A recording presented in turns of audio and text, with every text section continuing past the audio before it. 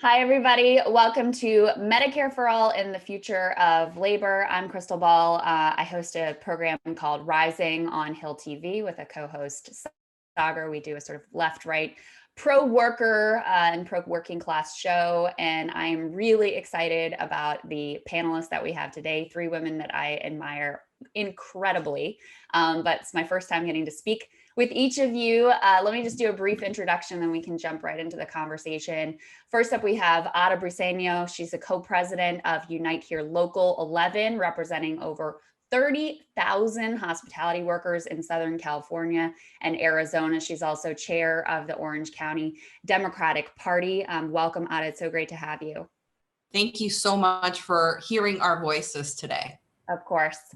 We also have Shireen Horazek. She's the president of Ask Me Local 3800, representing 3,000 clerical workers at the University of Minnesota. And I know your local has a history of standing in solidarity with workers, and we're involved in the protest movements for justice for George Floyd. So great to have you too, Shireen. Really looking forward to the conversation today. Thank you.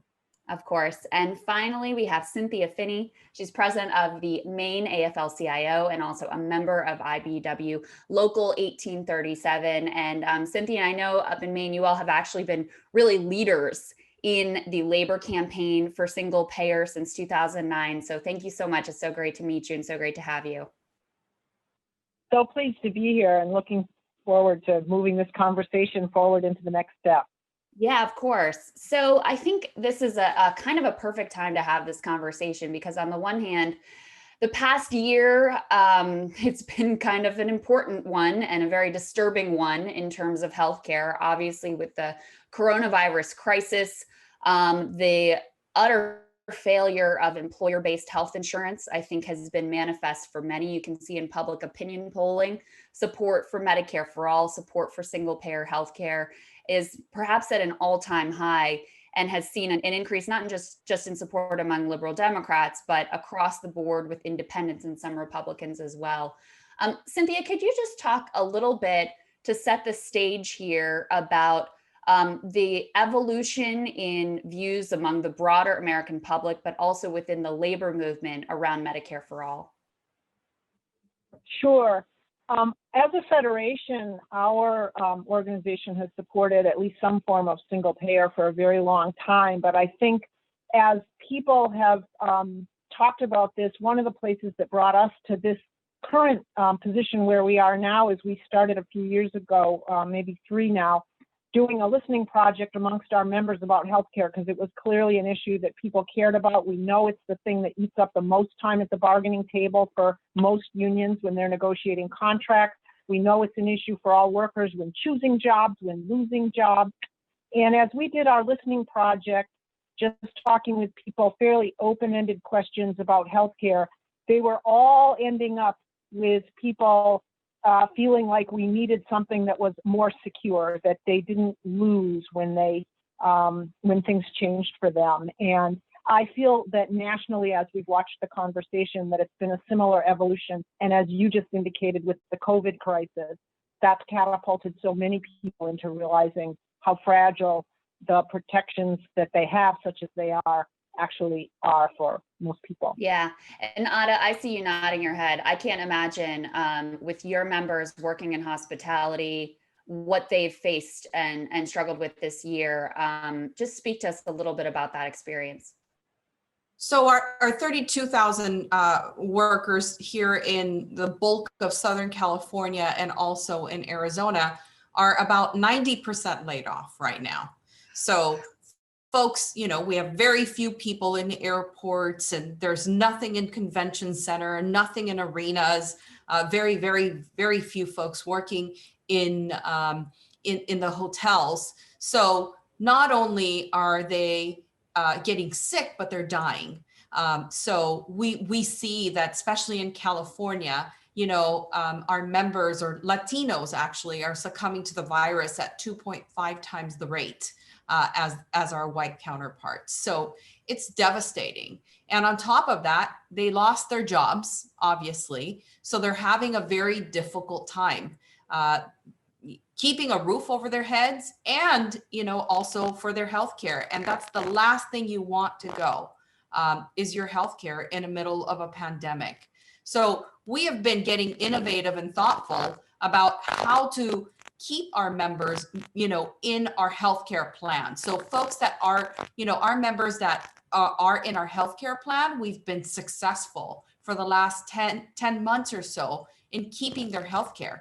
But it's been one car caravan at a time, one protest at a time to make sure that employers keep up with the healthcare, right?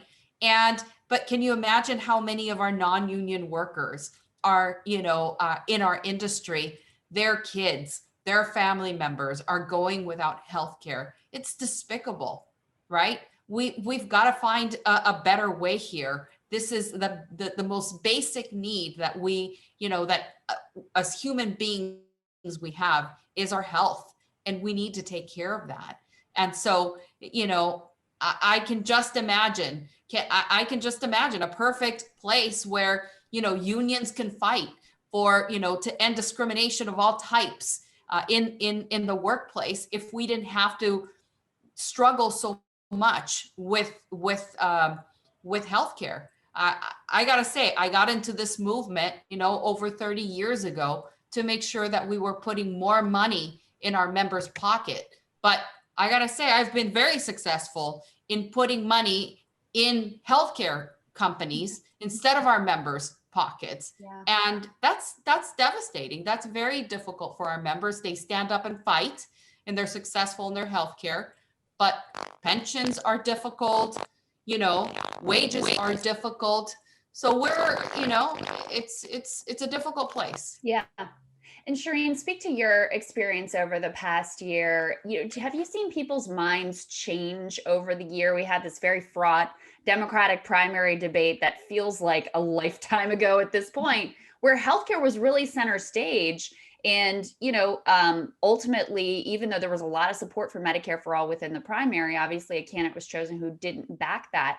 But now we've had this entire year of seeing what it looks like when you have people have insecurity in their healthcare. We don't even know what the fallout is going to look like. The number of millions of people who are going to have to declare medical bankruptcy for no reason other than that they happen to get sick during a pandemic. Have you seen minds changed over the course of the year and what we've all lived through? Absolutely. I think, healthcare is a fundamental human right.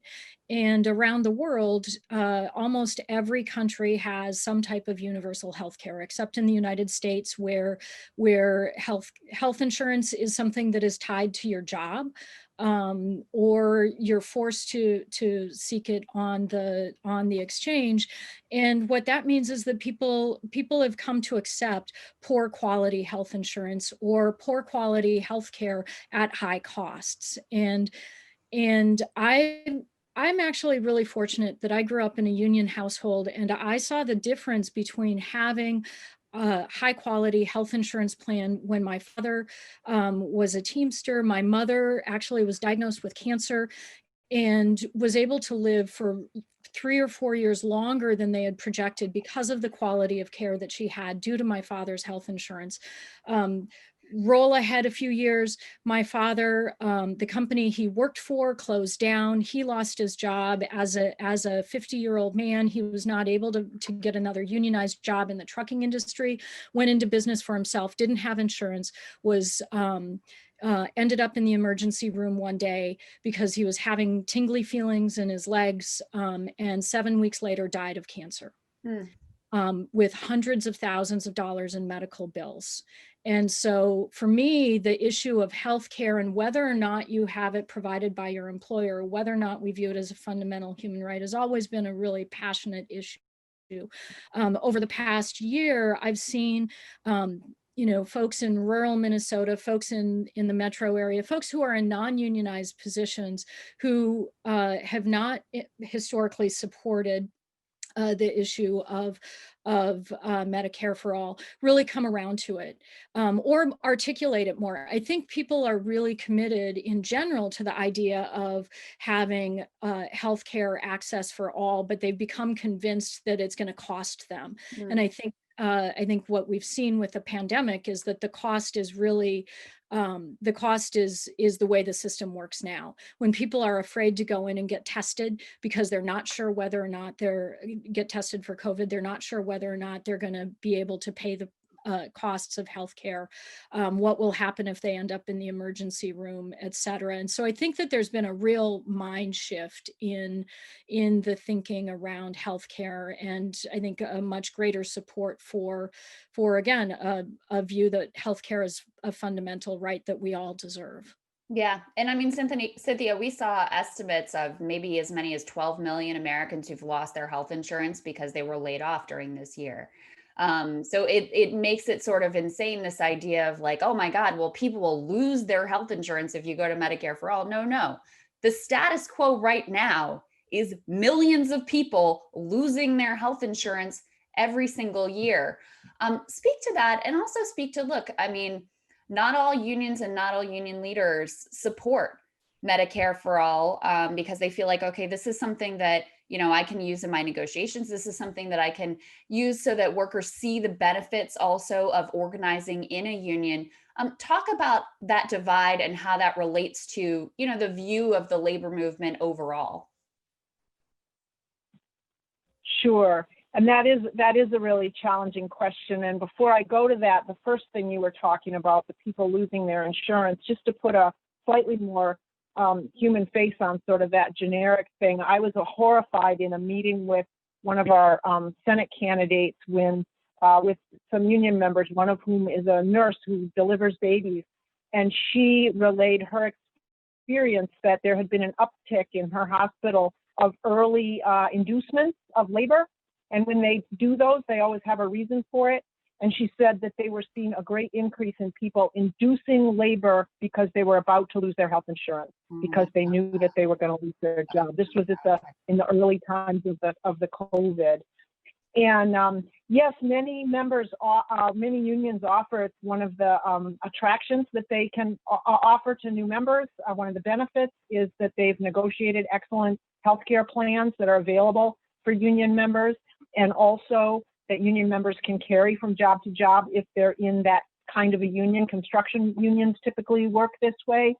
And so that's a really interesting internal discussion, but I think a lot of, even for them, they're seeing, for many of them, it's difficult. They have to still compete with non-union contractors who don't have to necessarily offer health insurance, and that health insurance package, because it's typically good insurance, can add a lot to the bid that a union contractor has to put on a job. And so it's a weighing of those things in terms of the full support of security for the workers and for the members. And so it's an important discussion. It's one we're having. It's one of the things to work out as we go forward. There's complete agreement on the fact that people should have health insurance and health coverage, They should have access to health care, and it should be affordable for them. So. Yeah, to pick up on that point, because I think there's also just a sort of broader philosophical question of what is the purpose of a union, right? I mean, obviously the purpose, first and foremost, advocate for the interest of the members, but there's also a sense of, okay, we're not just advocating for our members, but we're advocating for the interests of all working people. And I think that's, to me, that's kind of the operating divide here between really clearly understanding that it's good for everybody if we have Medicare for all. Healthcare is a human right. Every single person in the country deserves to have that just basic floor under them that every other developed world country has been able to offer, versus the focus just solely on the membership, as important as that is. Well, I think that's... Go ahead, Cynthia. I was just going to say the word floor, that when the floor is raised, it benefits everyone, even if your union's at negotiating table, we're starting from a more even place. Ada, sorry about that. No, that's fine. That's fine. No, I just think that solidarity means taking care of each other. As a whole, we've got to care about, not only our union members, but people in the industry that we represent. We have to care about our fellow Americans.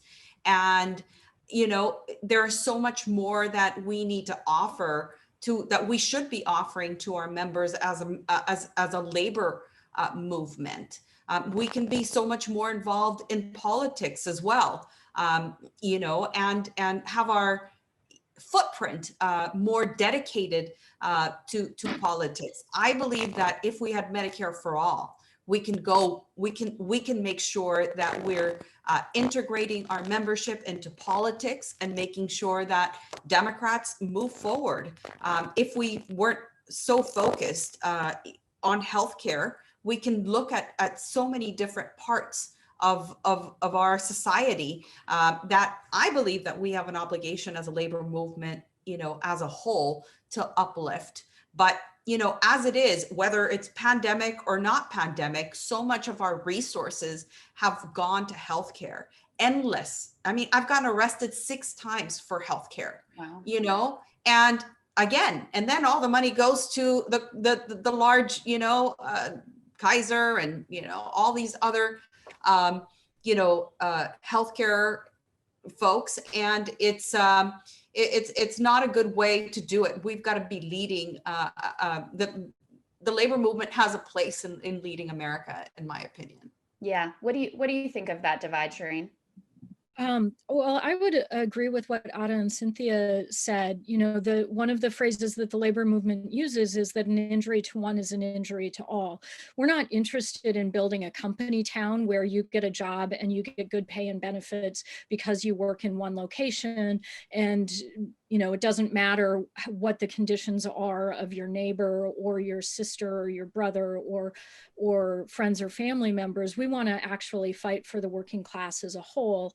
And that means that that when we go into bargaining in an individual workplace, for us, when we negotiate contracts at the U, what we see is that a lot of times members are working for health insurance, right? We've got high quality health insurance at the university where I work because we fought for that as a union and preserved that. And so a lot of people work there because they have mental health issues, because they have chronic health issues, or they have family members who do, and they're concerned about that. But it's also a real power in the hands of the employer when we're in bargaining, because they know that that's the reason that people are there as well, that they're willing to give up a little bit on wages if they have a higher quality health insurance plan. We've been on strike twice in the past 20 years. And the big concern that was raised both times was, what happens if the university cuts off our health insurance, right? And that means that people are can be afraid to take risks and can be afraid to stand up and fight back. Because of the potential to lose that. On the flip side, we have a power as a union movement to come together and say, we're not just fighting on behalf of ourselves in one workplace, but we're fighting on behalf of our community members, on behalf of our friends and family who might not have a health insurance at their employer that's quality. And instead we can say, we all deserve this. It's not just, we don't want just quality health insurance for our members. We want it for everybody. As Cynthia said, if we lift the floor, if we raise the floor, that improves things for all of us. And that's the type of society that we want to build. And Ada, that's, that idea that unions are only looking out for themselves and their members, and there's something to be envious of there, has been used by union busters for time immemorial, dividing workers, saying it's not fair that they've got healthcare and you don't. Ergo, rather than, hey, how about we all get healthcare? We gotta break these people down. We gotta make sure that they can't have a decent wage and healthcare for themselves and their families. And unfortunately, that tactic has been successful far too many times. Yeah, and I think, one of the things that we do at Local 11 is that, we build leaders. Our leadership, we have structures inside the workplace to make sure that we're able to get our message across and get people to understand that we're bonding together so we can preserve our benefits and we can get out of poverty. And it's having that one conversation at a time with our members to explain to them, no, Medicare for all is a good thing. And when, they can't come after you if everybody has it, It's that same mentality, right? They go after, we've taught our members, they go after one department, we've got to defend them because you're next, right? And and they've lived it and they've felt it and they rose and fought for it.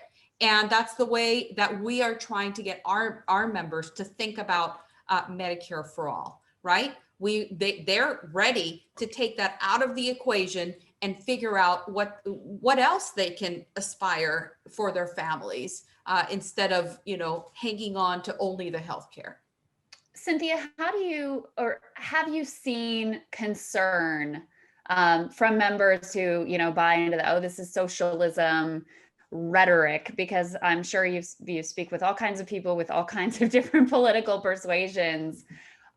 Do you hear that a lot? How do you respond to it? What does that discussion and conversation look like?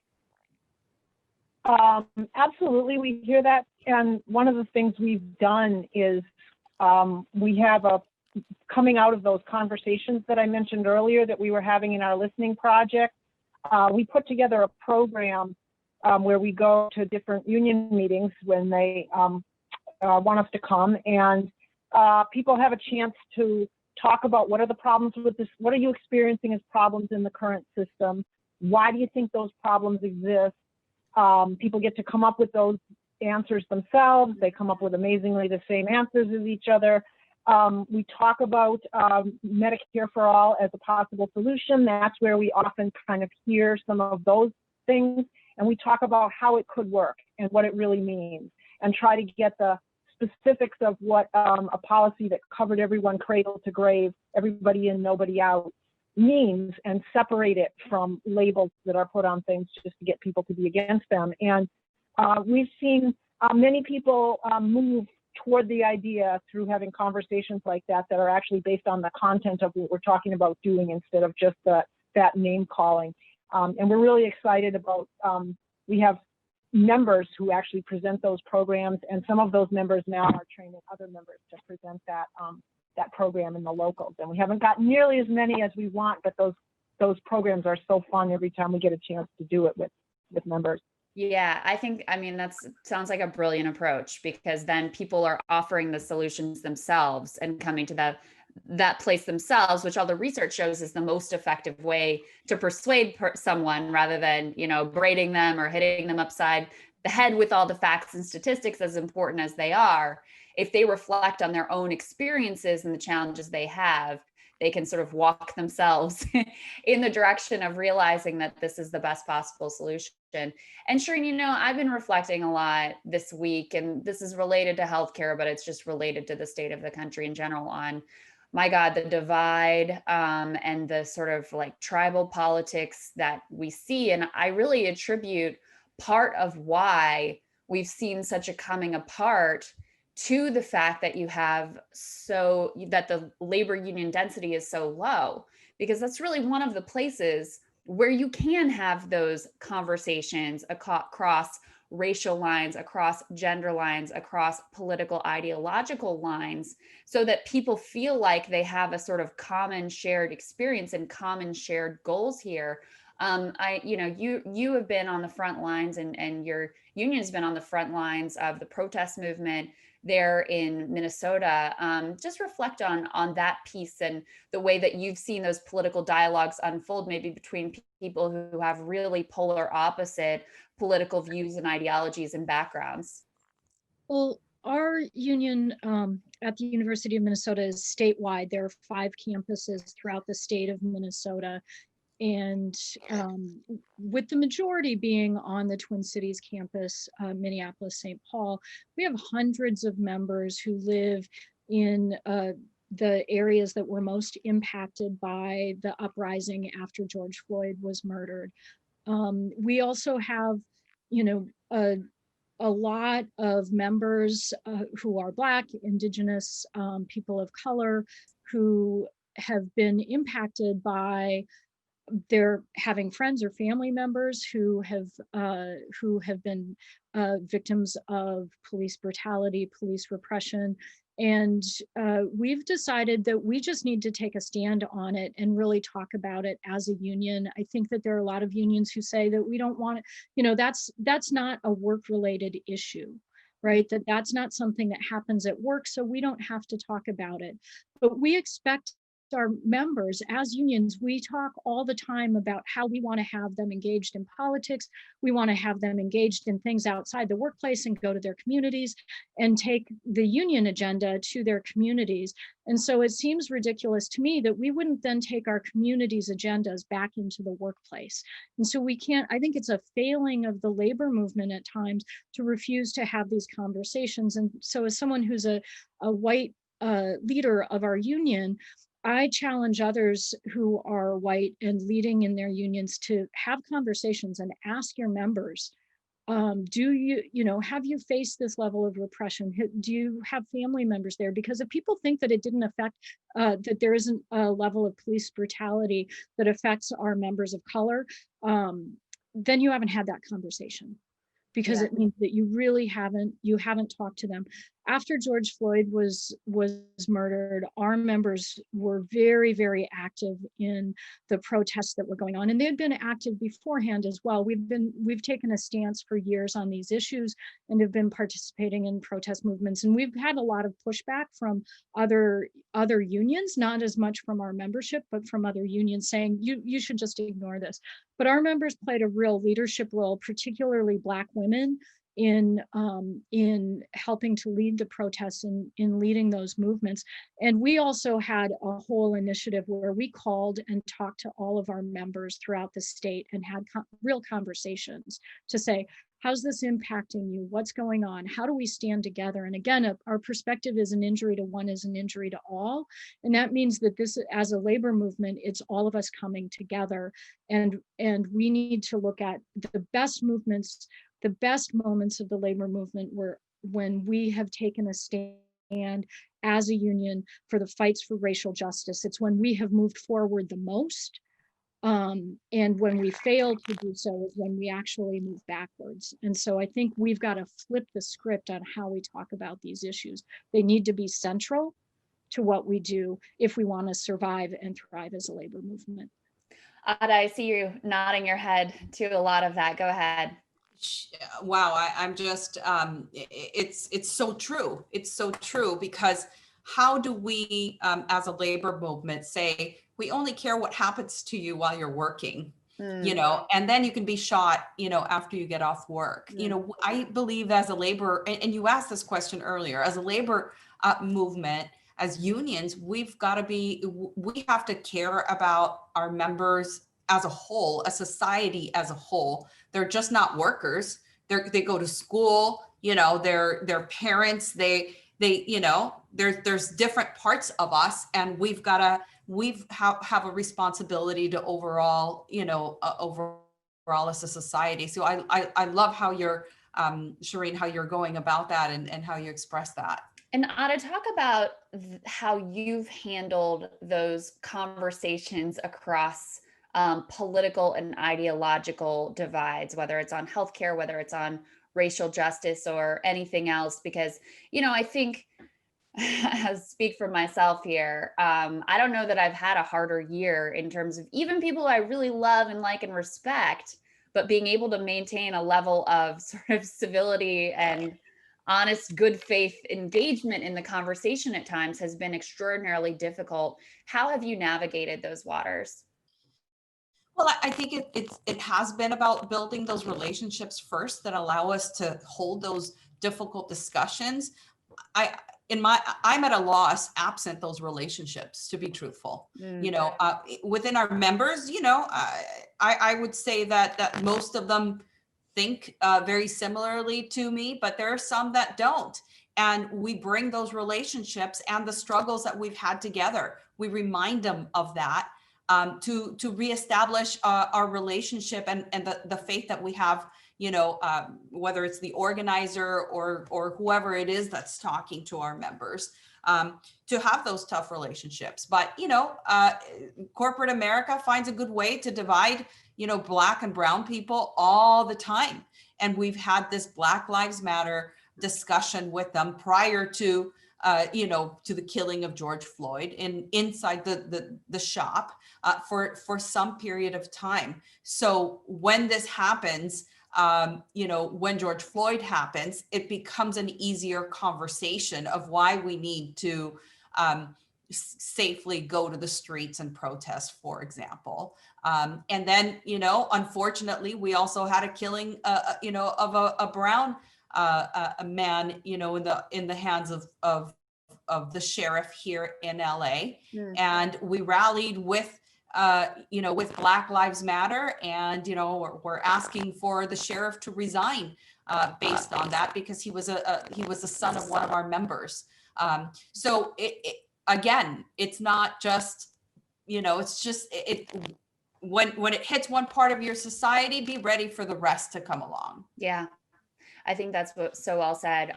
We were speaking about, Cynthia, and you were speaking very eloquently about specifically, this divide between the idea of like, we're just focusing narrowly on our members while they're at work versus the true concept of solidarity that we're advocating for all working people. Do you think that view is the majority view among union leaders? Do you think that view is ascendant? As we think about, the future of Medicare for all and the future of the labor movement, do you think that is the view that is gaining more dominance within the labor movement?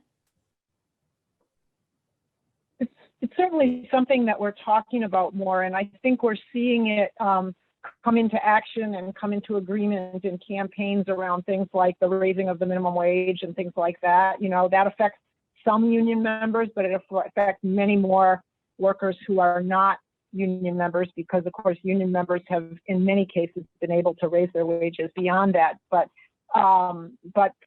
unions have come together to work on those causes. And I think that we see this campaign for universal health care to be similar in how it affects everyone, and that there are many union members who have good healthcare benefits that have been able to be negotiated in their contract, that see the benefit of if good healthcare access was extended throughout their communities, coming together and being willing to work together on that. And we also see that as an issue that, at least so far, even despite which politicians do and don't stand for it, at least so far in our conversations, it's still a conversation that we can have that doesn't immediately jump to party divides or or things like that people can still talk about the issue with each other. And as we have those conversations, I think it builds relationship and builds trust for being able to have some of the harder conversations that you've just been talking about. Yeah. And when people express fear of talking about those things because they're divisive, the division's there, and we have to have those conversations or we won't overcome it. Yeah. Well, and can I just... Sure, go ahead, Ada. Sorry.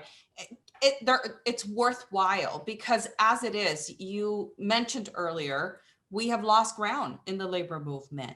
And so, the more that we have those courageous conversations and get uncomfortable with each other, the more we have to gain. And unfortunately, I wish we were further along, but there are a few unions that decide to have a holistic view of their members, and there are others that just can't get there. And I don't know what the solution is, but it would be helpful for us to speak with one voice and be stronger on all these issues. And Ada, do you see a distinction between is it the particular leaders? Is it the governance structures? Is there any, or the particular industries? Is there any sort of rhyme or reason to that philosophical divide? I'm sure that there's a little of everything. Sometimes it's philosophical, sometimes it's lack of training, sometimes it's the craft, sometimes it's the low wage workers are just on their own to fend for themselves. I think there's just like a whole bunch of a little of everything of what you just mentioned. Yeah, sort of legacy thinking there. Shireen, let me talk to you about, moving forward, what you think the right path is here. We have new administration, thank God, in my view. That's my commentary. I won't require you to sign on to that. We have a new administration coming in, but one that, Joe Biden has said, I will not, even if Medicare for all passed, I would veto it. That's his current position. But that doesn't mean that progress can't be made and that there can't be steps taken to move us in a better direction here. What do you see as sort of the realistic potential under a Biden administration? What are the things that you're most hoping for here? Well, I think we are living in extraordinary times where, I don't think any of us could have imagined the past year happening. If anyone had been asked what's going to happen in the next year, just a year ago, I think no one had most of these issues on their bingo card. And so I'm always eternally optimistic about what's possible. I'm not optimistic, or what gives me optimism though isn't actually what the perspective is of the politicians in DC, but I'm optimistic because of where people are at. And I think that what the labor movement has shown us is that when people come together and take up a common cause and have a vision of supporting each other, that we can make tremendous change happen. And so I think that what we have seen, and really the lesson of the Black Lives Matter movement in the past year, and the lesson of workers rising up around issues of healthcare, around PPE and health and safety issues, of the Red for Ed, the teacher uprisings in the year before, is that we can actually change things incredibly in a short amount of time if we come together and we have a vision for that.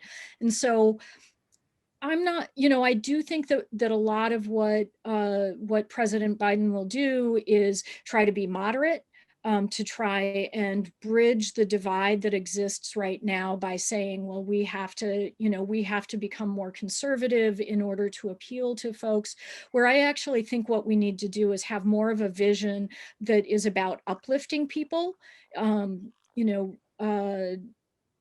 Someone here who's Erin Murphy, who's a state senator, who's a nurse, was the head of the nurses union, and has been very active in the Medicare for All movement, talks about having a politics of hope. And I think that's what we need to see, as a politics of hope rather than a politics of hate. But I think that we will not actually accomplish anything if we don't actually carry out struggle and take to the streets as needed to really come forward and create a movement where we put forward demands. I think that if we as a labor movement say we need to see movement on this, and that we push the politicians rather than responding to the politicians, that I think that there is some potential there. Do I think that Biden is going to suddenly become a big advocate for Medicare for all? No. But do I think that that if the population pushes it, and we push our politicians and really mandate and say we need this, and use the power that we have as a labor movement in coalition with all of the other community organizations, I think we can make advances and at least get steps towards that. Yeah. What do you think about that, Cynthia? Yes, Shireen said it really well, and we won't get Medicare for all until we have a movement that they can't say no to. That's how we got rid of the Trans-Pacific Partnership. And so it's that building, it's that understanding, it's that coming to a cultural consensus that includes a broad majority of workers and people in the country demanding certain standards that we won't go below. And that's when the people that we elect will be able to do it. They aren't able actually to do it without us building something like that behind it. It's how we got the gains that we made during the New Deal, was that labor had been demanding a lot. And that's how that came in.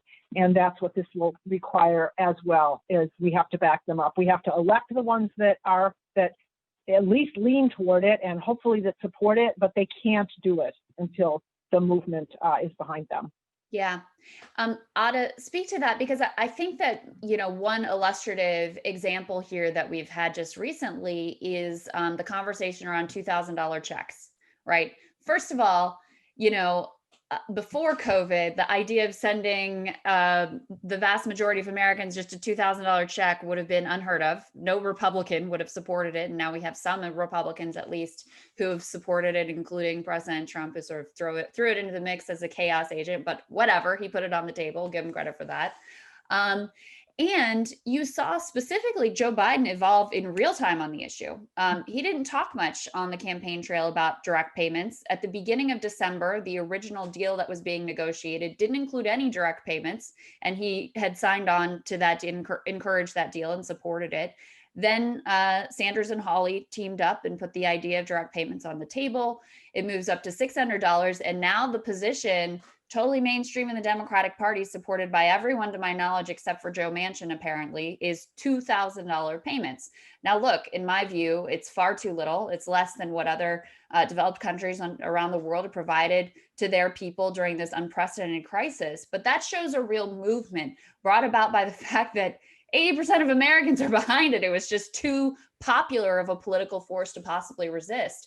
So to me, when I saw that willingness to embrace something that was so clearly popular, it gave me a little bit of hope for more progress in this administration that I was maybe expecting previously.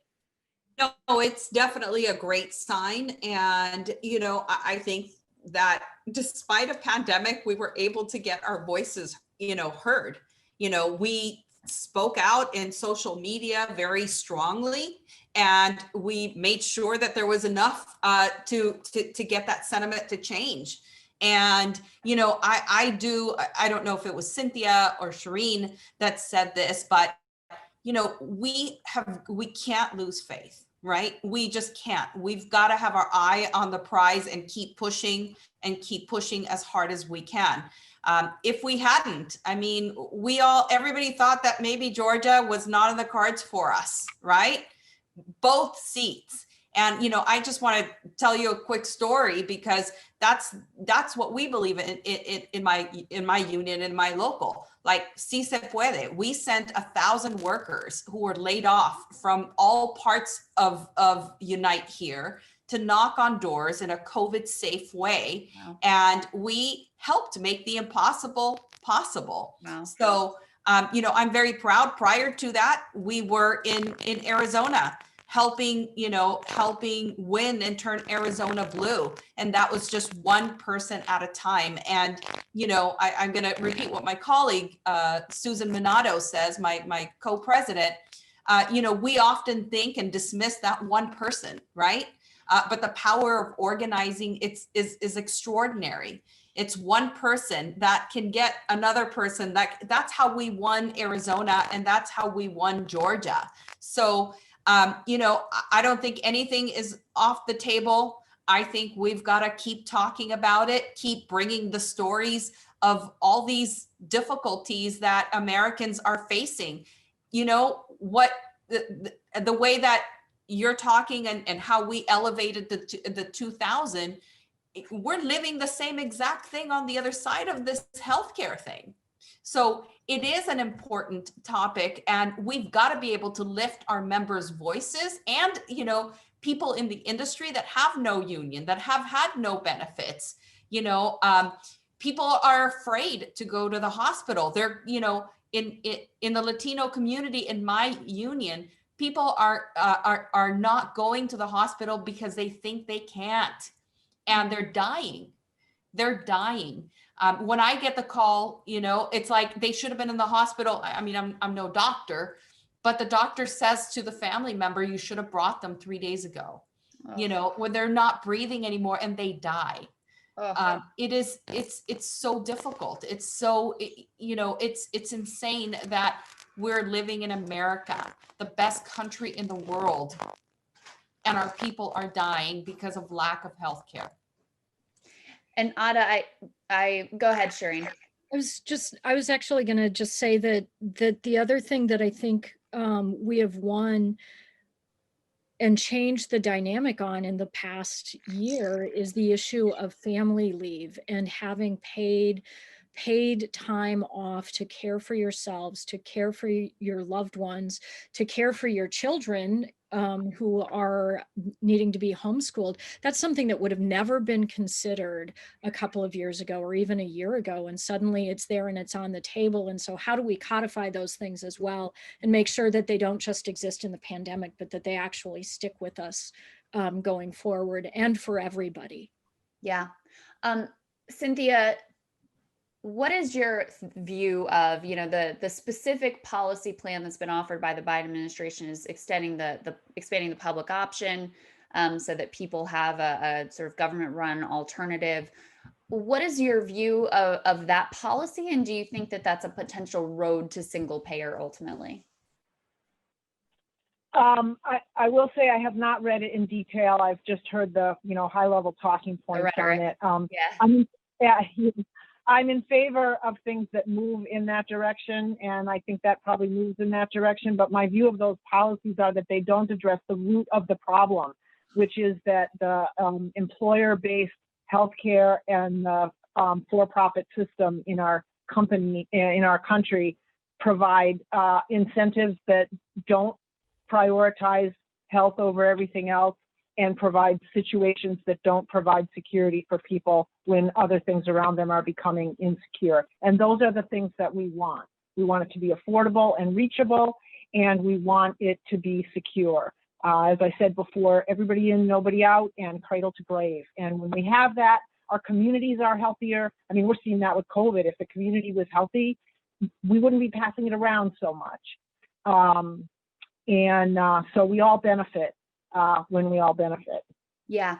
Ada, let me ask you, so two questions. I'd love to hear your thoughts on public option, and if you see that as a sort of pathway forward, like an interim step. And then picking up on that point as well, I think you were the one who raised the structural issue of corporate power, right? And the fact that, we saw this with the Black Lives Matter protest movement, where you have companies like Amazon, they're happy to put BLM on their homepage, but then meanwhile, they're largely Black and brown warehouse workers. They're literally hiring Pinkerton goons to spy on them, and failing to give them the health and the safety and the decent wages and the conditions that they need and deserve. So everything gets extra hard in America the moment that it threatens someone's bottom line. And that's what we're talking about here, right? A lot of people, millions of people would benefit, and a lot of businesses would benefit too, by the way. But you have some very powerful interests that are obviously stacked up against the idea of healthcare provided to everyone in the country. What have we seen that's successful ultimately in fighting back against that kind of entrenched corporate power? Very little, unfortunately. Because look at how powerful they're getting more powerful by the minute. Look at they're so smart. They're able to outsmart us in every step of the way.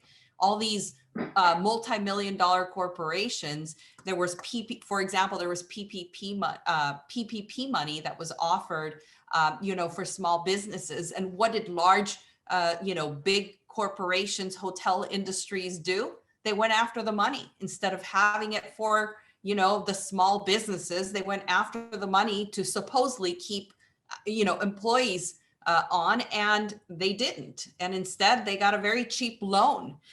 So we keep enabling that. Politicians and the lack of vote. We've got to fight really hard to make sure that our communities, that our workers are voting for their interests, not against their interests. And that's one of the issues. But I also believe in the power of protest. Peaceful civil disobedience has been the cornerstone of, what my union has taught me, and just being relentless, not giving up. I'm so proud that I get to every single day fight alongside, women, courageous women and men who decide to take on multi-million-dollar corporations and win. And despite this pandemic, we keep growing. we have doubled our size in the last 11 years. We've won 3 large properties in the middle of a pandemic. So of course they're not working, but we're recognized in the minute that we're that they go back into the workplace. And I think in 2 of those cases, we've already signed agreements. Wow.